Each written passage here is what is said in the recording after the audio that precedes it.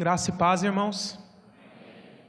Mais uma vez eu me sinto honrado pela oportunidade de poder estar aqui ministrando a palavra aos irmãos e muito alegre também por essa missão que o Senhor tem nos dado. Hoje, em continuidade à série de mensagens que o pastor Wagner tem pregado, ainda vamos falar sobre a iminência da vinda do Senhor. E eu vou passar algumas passagens para vocês, alguns textos mostrando nisso, mas depois eu vou falar também sobre a parábola das 10 virgens e o que ela se aplica para nós como igreja.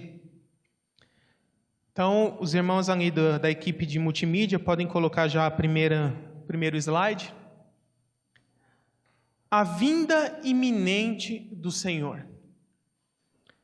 O Senhor Jesus, quando veio em sua primeira vinda, e chamou os seus apóstolos, muitos creram nele como Messias, e os judeus daquela época pensavam que assim que o Messias viesse e se manifestaria, o reino messiânico, que depois no Apocalipse recebeu o nome de milênio, ele já se manifestaria de imediato. E isso nós vemos em textos como Lucas 19, por exemplo, onde fala que Jesus estava indo em direção a Jerusalém e o povo ficou muito alvoroçado, pensando que no momento em que Jesus chegasse em Jerusalém, ele assumiria o trono de Davi e o reino messiânico começaria. E por conta disso, o próprio Jesus faz uma parábola ali, onde ele diz que o nobre, que seria o rei por direito desde o nascimento, ele precisaria, antes de assumir o trono, ir a uma terra distante, receber a autoridade para ser rei e depois voltar e assumir o seu trono. Já explicando qual seria a missão de Jesus, que o reino messiânico não começaria já nesta primeira vinda, mas que ele teria que ir embora e quando ele voltasse, esse reino messiânico começaria. E através de vários textos que nós vemos nos evangelhos, ele foi explicando aos apóstolos, aos seus seguidores, de que conforme profetizado nas escrituras, o Messias deveria sofrer, deveria ser traído, ser entregue para ser preso e por último ser morto. E isso entristeceu muito os apóstolos, porque os apóstolos pensaram assim: o Messias vai embora e nós vamos ficar sozinhos. Mas então o Senhor Jesus, ele faz uma promessa à sua igreja, aos seus discípulos, aos seus seguidores, registrada lá em João 14, que está no próximo slide.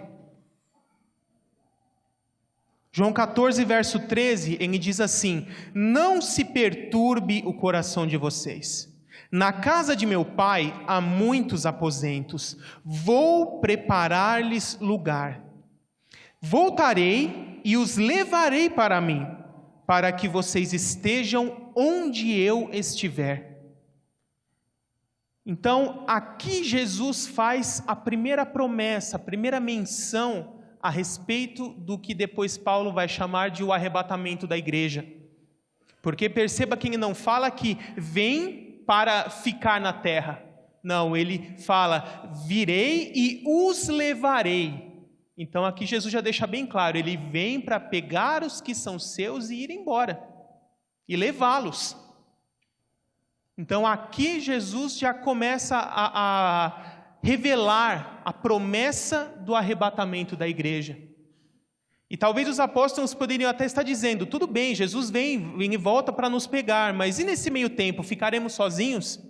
E é por isso que logo em seguida, Jesus promete que ele iria, mas mandaria outro Consolador, que é o Espírito Santo, e que este estaria conosco a cada dia, até o momento da volta do Senhor Jesus. Ele fala: irei, mas não os deixarei órfãos, mandarei o Consolador que estará convosco todos os dias, e os fará lembrar de tudo que vos tenho ensinado.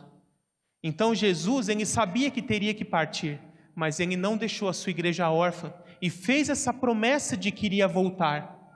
E como será essa volta? Nós vemos aqui no próximo slide, Paulo lá em 1 Tessalonicenses, capítulo 4, versos 16 a 18, ele diz assim: pois dada a ordem com a voz do arcanjo e o ressoar da trombeta de Deus, o próprio Senhor descerá dos céus, e os mortos em Cristo ressuscitarão primeiro. Depois nós, os que estivermos vivos, seremos arrebatados com eles nas nuvens, para o encontro com o Senhor nos ares. E assim estaremos com o Senhor para sempre.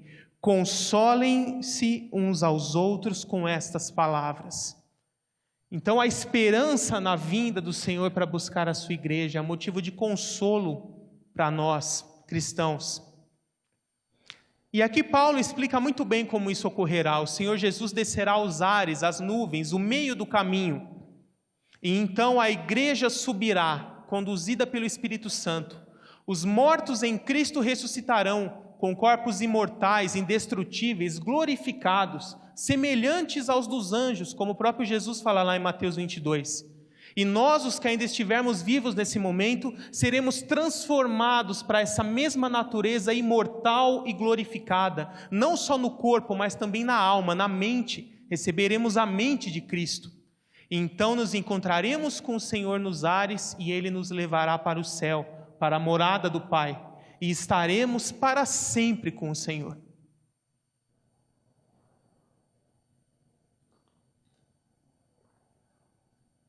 Mas quando isso ocorrerá? No próximo slide, na própria continuação de 1 Tessalonicenses, já emendando ali o capítulo 5, o apóstolo Paulo tem essa preocupação de explicar quando será. E ele diz assim: o dia do Senhor virá como ladrão à noite, mas vocês, irmãos, não estão nas trevas, para que este dia não os surpreenda como ladrão. Vocês todos são filhos da luz, filhos do dia. Não somos da noite nem das trevas, portanto não durmamos como os demais, mas estejamos atentos e sejamos sóbrios, porque Deus não nos destinou para a ira, mas para recebermos a salvação por meio do nosso Senhor Jesus Cristo. E aqui nós já vemos fortes argumentos para entender que realmente a posição mais coerente com a Bíblia é de que o arrebatamento será antes da tribulação. Por quê? A única forma dele ser inesperado, ser iminente, poder ocorrer a qualquer momento, é se ele ocorrer antes da tribulação.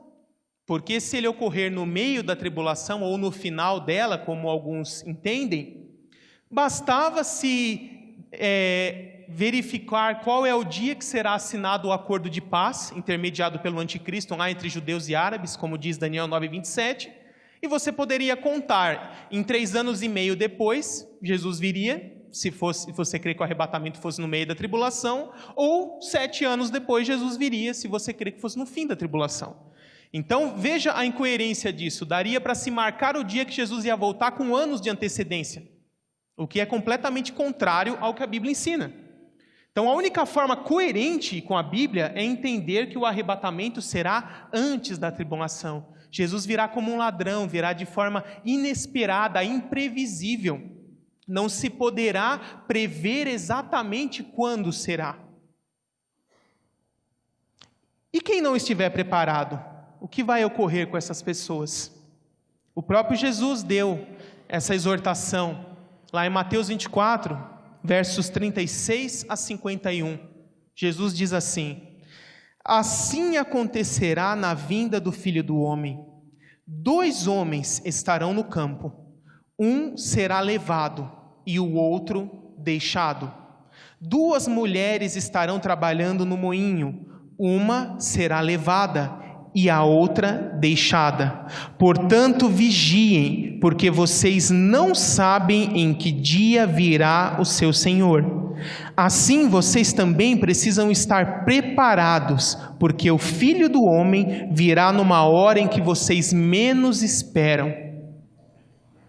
Então perceba que o próprio Senhor Jesus nos exortou dizendo que muitas pessoas estarão despreparadas para a vinda do Senhor. Que no momento em que o Senhor voltar, muitos serão levados, mas outros tantos também serão deixados. por não estarem preparados para a vinda. E a esse respeito, a Bíblia nos faz algumas exortações. A primeira exortação é a exortação à santidade.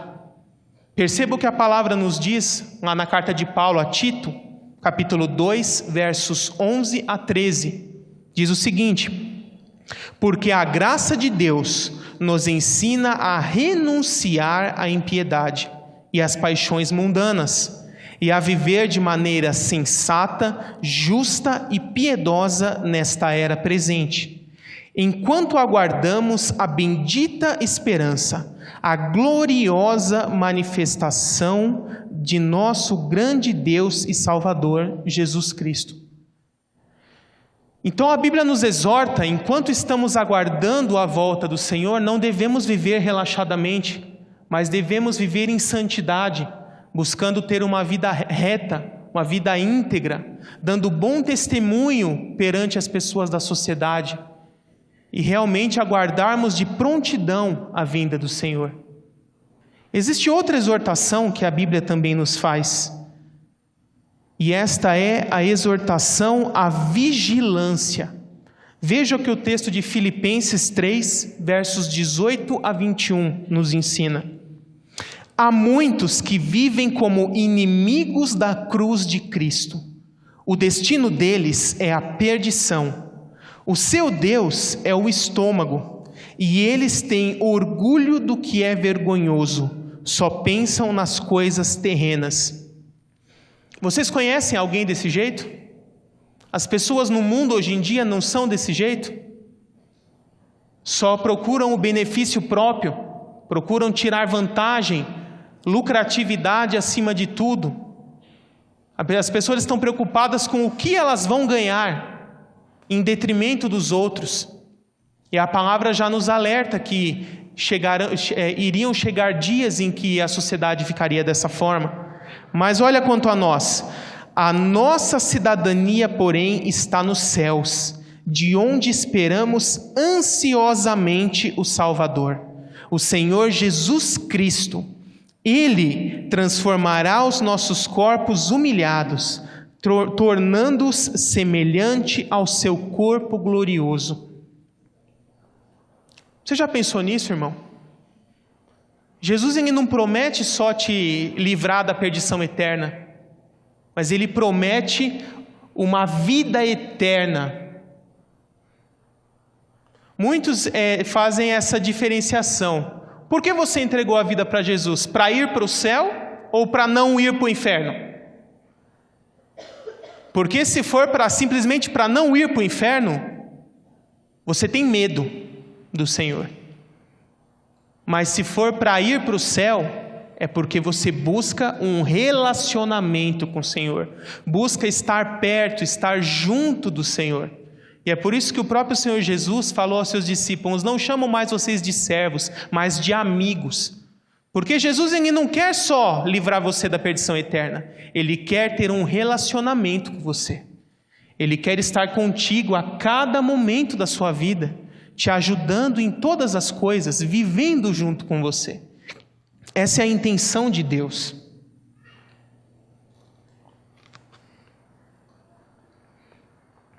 E encontramos nas Escrituras também outra exortação, a exortação à paciência.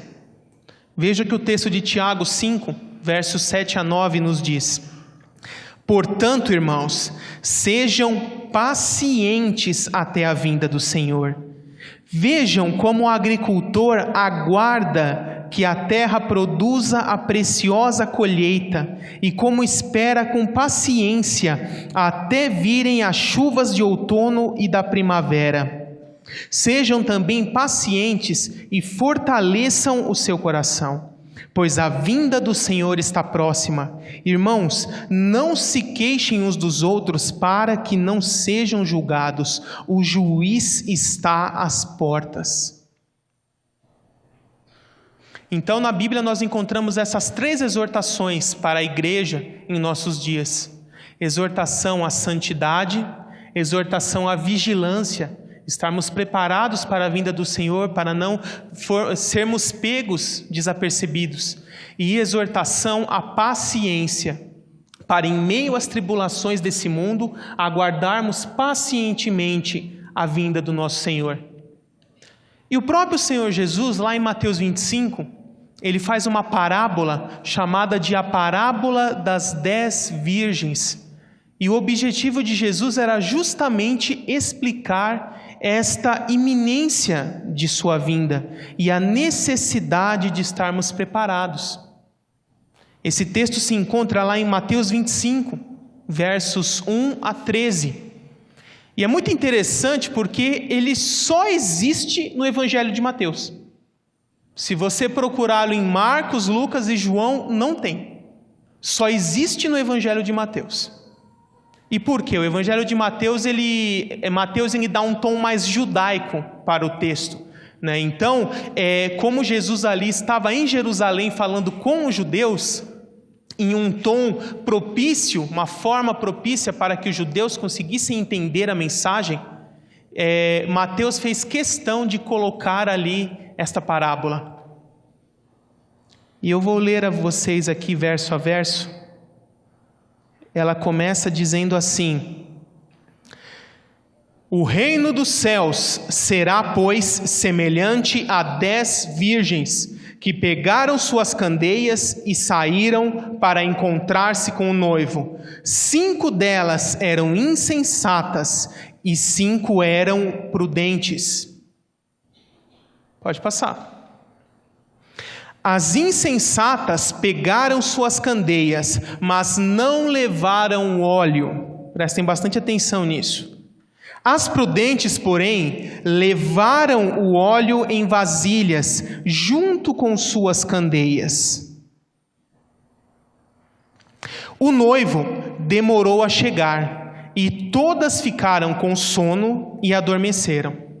À meia-noite ouviu-se um grito: o noivo se aproxima, saiam para encontrá-lo.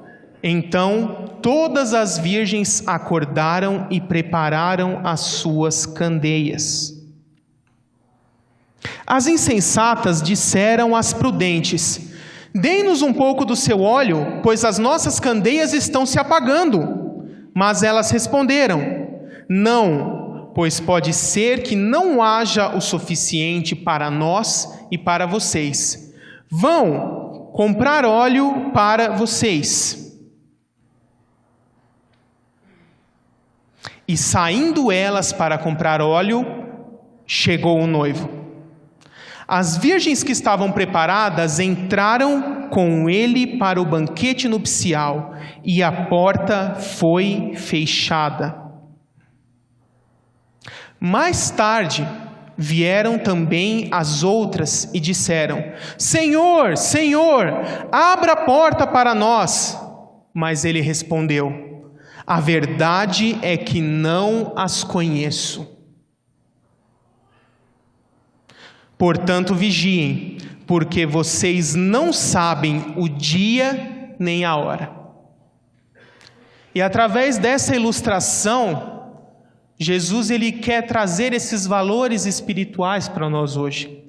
Todo texto bíblico ele pode ser aplicado de 3 formas: a forma histórica, a aplicação profética e a aplicação espiritualizada.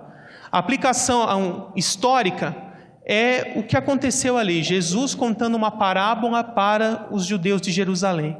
A aplicação profética desse texto se cumprirá com o povo de Israel durante a tribulação. Mas a aplicação espiritualizada é a mais importante para nós nessa noite, porque através dela nós podemos extrair os valores espirituais que esse texto traz e aplicá-los para a igreja nos dias de hoje.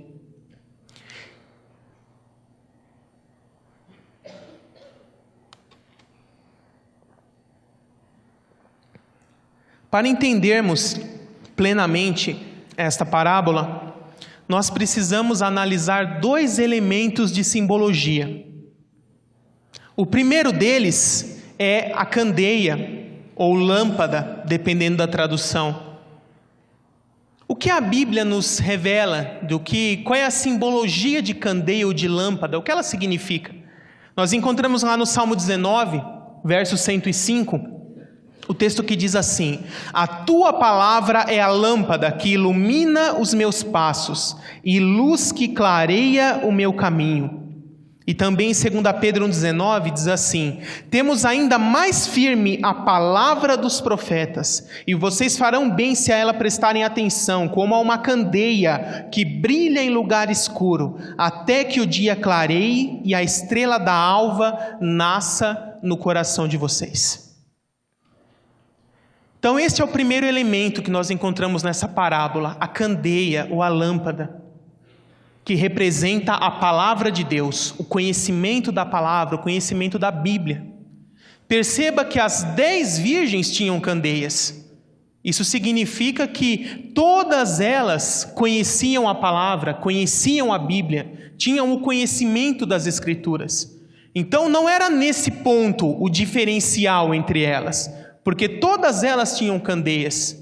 E a candeia para nós hoje representa a Bíblia, a palavra de Deus, cujos ensinamentos nos guiam em meio a esse mundo de trevas. Mas é no segundo ponto que há o diferencial entre elas, porque 5 delas tinham óleo ou tinham azeite em vasilhas junto com suas candeias, mas as outras 5 não. E qual é a simbologia do óleo, a simbologia do azeite que a Bíblia nos traz? É a presença do Espírito Santo, é a unção do Espírito Santo em nossas vidas. O Salmo 45, verso 7 diz assim: o teu Deus escolheu-te dentre os teus companheiros, ungindo-te com óleo de alegria.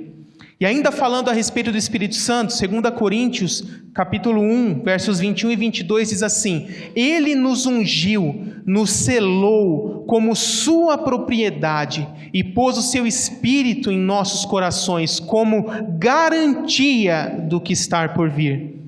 Nesse mesmo contexto, Efésios 1, versos 13 e 14 diz: vocês foram selados em Cristo com o Espírito Santo da promessa, que é a garantia da nossa herança, até a redenção daqueles que pertencem a Deus para o louvor da sua glória. Então, qual era o diferencial dessas 5 virgens prudentes? Elas tinham não só o conhecimento da palavra, mas tinham o Espírito Santo de Deus em suas vidas. E como é possível ter o Espírito Santo de Deus em nossas vidas? Porque é o Espírito Santo que é a garantia da nossa salvação, é o selo, como o próprio texto bíblico diz. Entenda selo aqui como se fosse uma plaquinha de patrimônio, e essa plaquinha está escrito: pertence a Cristo. O Espírito Santo é como se no reino espiritual tivesse colado uma plaquinha em cada um de nós, escrito: pertence a Cristo. E é por isso que a nossa salvação, nós como batistas entendemos que aqueles que verdadeiramente são salvos, a salvação não se perde, porque nós estamos selados pelo Espírito Santo. Mas qual é a forma de ser selado pelo Espírito Santo? Será que somente conhecer a Bíblia basta? Será que congregar na igreja por 10, 15, 20 anos é suficiente? Será que fazer boas obras é suficiente? Certa vez veio um judeu, um fariseu, falar com o Senhor Jesus, chamado Nicodemos, e ele já fazia todas essas coisas. Ele conhecia muito bem as Escrituras, desde sua infância já vivia dentro do sistema da religião judaica, fazia boas obras, ele já tinha tudo isso. E ele perguntou para o Senhor Jesus: o que eu preciso para ser salvo? E Jesus falou para ele: você tem que nascer de novo. E esse é o diferencial. Verdadeiramente tem o Espírito Santo em sua vida, é selado com o Espírito Santo, não é só quem conhece a Bíblia, quem congrega numa igreja há muito tempo, quem tem bom testemunho, somente. Mas cada um de nós temos que nascer de novo. E o que significa isso? A própria palavra, a mesma palavra no grego, traduzida por nascer de novo, também quer dizer nascer do alto. E a ideia que ela nos traz é a seguinte: nós, com o nosso nascimento humano, nascemos nesse mundo, em algum país, qualquer país, e temos a nacionalidade daquele país. Mas, para que nós nos tornemos cidadãos da Jerusalém Celeste, da pátria celestial, nós temos que nascer de novo. E esse novo nascimento, que é espiritual, nos dá uma nova nacionalidade. Nós deixamos de ser cidadãos desse mundo e passamos a ser cidadãos da Jerusalém Celeste, da pátria celestial. E este novo nascimento também nos dá uma nova filiação, porque a palavra de Deus diz que antes, quando vivíamos como ímpios no mundo, nós não éramos filhos de Deus, nós éramos filhos da ira. Mas que ao nascermos de novo, nós, por adoção, nos tornamos filhos de Deus, pela graça do Senhor Jesus. Então, ao nascermos de novo, nós recebemos essa nova nacionalidade e essa nova filiação. E o que é nascer de novo? É passar pelo processo de regeneração.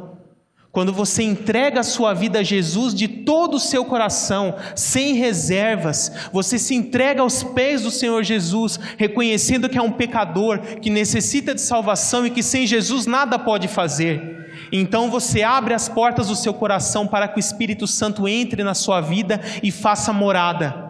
E é este Espírito Santo fazendo morada em sua vida que vai fazer com que você nasça de novo, com que você seja regenerado.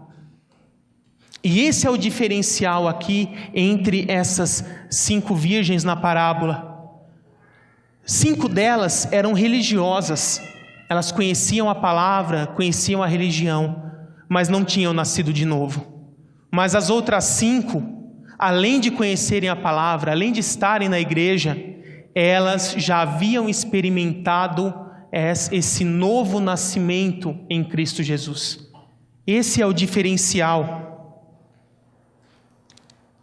E o que a palavra de Deus nos diz a respeito do Senhor aparentemente estar demorando, porque já se faz quase 2000 anos que o Senhor Jesus morreu, ressuscitou, subiu aos céus.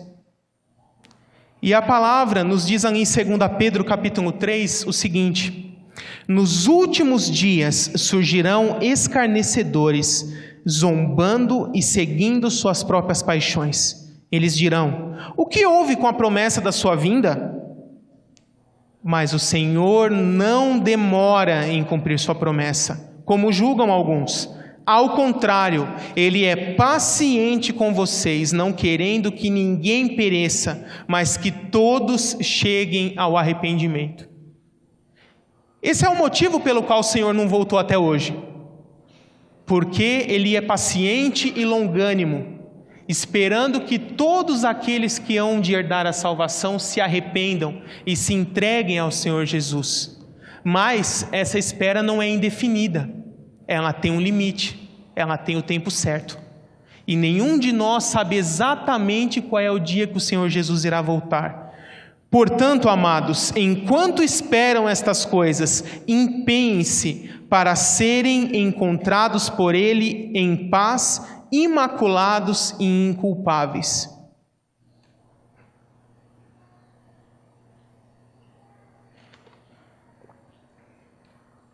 E depois dessa mensagem que eu trouxe para os irmãos essa noite, eu tenho uma pergunta a fazer aqui a todos vocês. Porque o Espírito Santo nos dá a garantia da salvação em Cristo. Ele é o penhor da nossa redenção. Então, quem nasceu de novo é verdadeiramente salvo em Cristo. Mas a pergunta é: você já nasceu de novo? Você tem essa certeza que já experimentou o novo nascimento em Cristo Jesus? Porque Romanos 8, verso 16, diz que o Espírito Santo, quando está habitando dentro de nós, quando nós realmente nascemos de novo, ele testifica em espírito de que nós somos salvos. E o que eu quero dizer com isso? Aquele que verdadeiramente nasceu de novo não tem dúvidas com relação à sua salvação, porque o próprio Espírito Santo que habita dentro de nós testifica que nós somos salvos. Então, se você tem dúvidas em seu coração, se você não tem essa certeza de que realmente já nasceu de novo em Cristo, esse é o momento. Esse é o momento de você entregar totalmente a sua vida a Jesus, sem reservas, de você clamar ao Espírito Santo, falar: venha fazer morada em minha vida, e transforme, regenere o meu ser, porque só assim nós teremos a salvação em Cristo Jesus. Quantos aqui têm certeza da sua salvação em Cristo?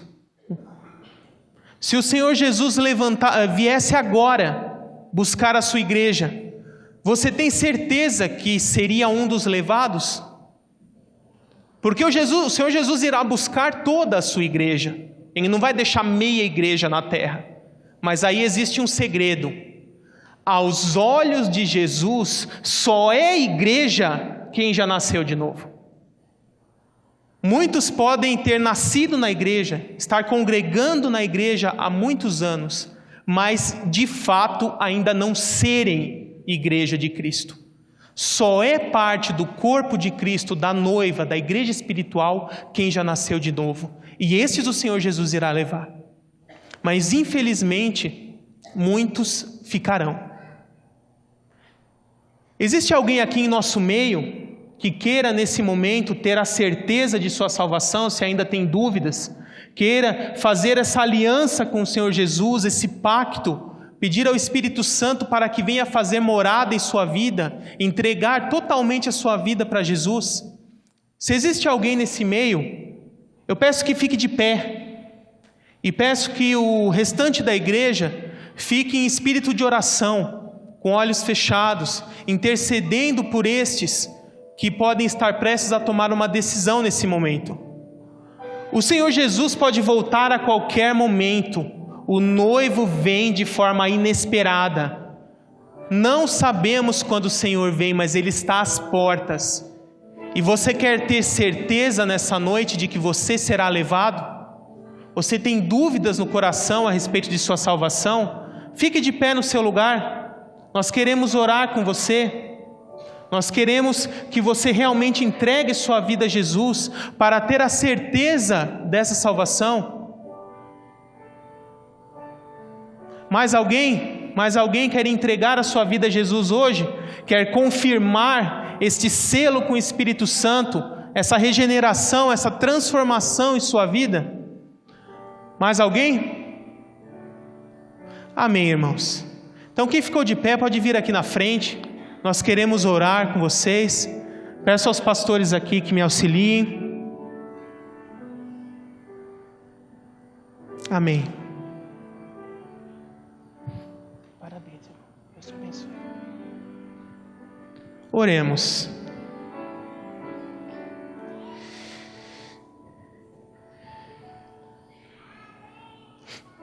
Repita essa oração comigo, irmão. Senhor Jesus, neste momento, eu entrego totalmente minha vida a Ti, sem reservas. Espírito Santo de Deus, venha fazer morada em minha vida, transforme o meu ser, regenera a minha vida, sela a minha vida, Espírito Santo, para que eu tenha essa garantia da salvação em Cristo. Em nome de Jesus, confirma no meu coração que o meu nome está escrito no livro da vida, e assim será para todos sempre. Perdoa os meus pecados, Senhor Jesus. Eu me entrego totalmente a Ti, em nome de Jesus. Amém. Glória a Deus, irmãos.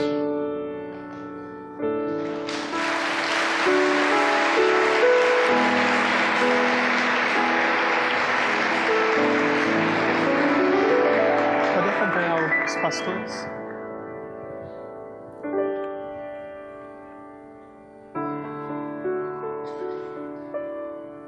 O Senhor Jesus não tarda. O Senhor Jesus realmente está às portas. E você que já crê em Jesus, já entregou sua vida a Jesus, pense menos nas coisas desse mundo e pense mais nas coisas de Deus. Porque quando o Senhor Jesus vier, tudo que é dessa terra vai ficar. Casa vai ficar, carro vai ficar, conta bancária vai ficar, vaga de emprego vai ficar. E nós passamos tanto tempo atribulados e perturbados com coisa desse mundo. Mas eu quero novamente ler com vocês a promessa que o Senhor Jesus nos fez. Lá no segundo slide, João 14, verso 13. Eu quero encerrar essa palavra relembrando ao coração de cada um de nós essa promessa. Não se perturbe o coração de vocês. Na casa de meu Pai há muitos aposentos. Vou preparar-lhes lugar. Voltarei e os levarei para mim, para que vocês estejam onde eu estiver. Amém, irmãos? Essa é a mensagem que eu tenho para vocês nessa noite. Muito obrigado. Que Deus abençoe a todos. Pastor Alex, por favor.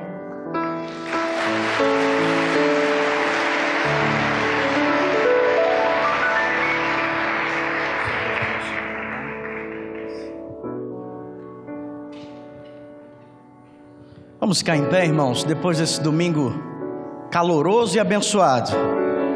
Nós vamos agora pedir a bênção de Deus para o decorrer dessa semana.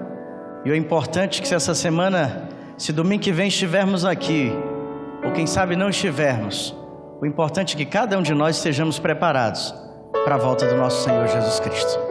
Vamos orar. Querido Deus, muito obrigado, Pai, por esse dia tão maravilhoso, tão agradável e tão revigorante espiritualmente falando, Senhor, para as nossas vidas. Obrigado, Senhor, pelas palavras que tivemos tanto pela parte da manhã quanto agora, que falam, meu Deus, da Tua obra, do senhorio de Jesus Cristo sobre as nossas vidas. Esse mesmo Senhor que prepara todo o cenário e que deseja que ninguém se perca, mas que todos sejam salvos, e está concedendo todas as oportunidades possíveis para que vidas se rendam aos Teus pés, para que experimentem um novo nascimento, como nos foi falado nessa noite, e possam não somente escapar do inferno, mas preparassem para usufruir da vida eterna nos céus. Obrigado, Jesus Cristo, pela Tua obra maravilhosa ali na cruz do Calvário, que nos permite ouvir sobre essas coisas, e permite-nos, ó Deus, a responder essa pergunta: estamos preparados ou não para a volta de Jesus? Senhor, queremos colocar sob Teus cuidados, sobre a Tua mão bondosa, toda a programação da igreja para esta semana. Queremos, meu Deus, rogar que as Tuas mãos abençoadoras estejam estendidas sobre cada vida aqui presente no decorrer desses dias e sobre cada família aqui representada. Que Tu ajudes, ó Deus, em nossas lutas, que Tu peleje as nossas batalhas, Senhor, e que Tu conceda vitórias ao Teu povo no decorrer desses dias, Pai. E que o amor de Deus, nosso Pai, que a graça do nosso Senhor Jesus Cristo e que as consolações do Espírito Santo de Deus estejam sobre cada vida presente aqui neste lugar, estejam sobre a Tua igreja, Senhor, e sobre todo o Teu povo espalhado pela face da terra, hoje e para sempre. Amém e amém. Deus abençoe a todos vocês, uma boa semana. Quarta viva, ok? Sexta-feira lanchão e sábado festa das nações. Nós contamos com a sua presença. Dê um abraço na pessoa que está aí próximo de você. Desejo uma boa semana e até a próxima, se Deus assim nos permitir. E lembre-se, em Boas Novas a gente sempre se encontra. Deus abençoe a todos.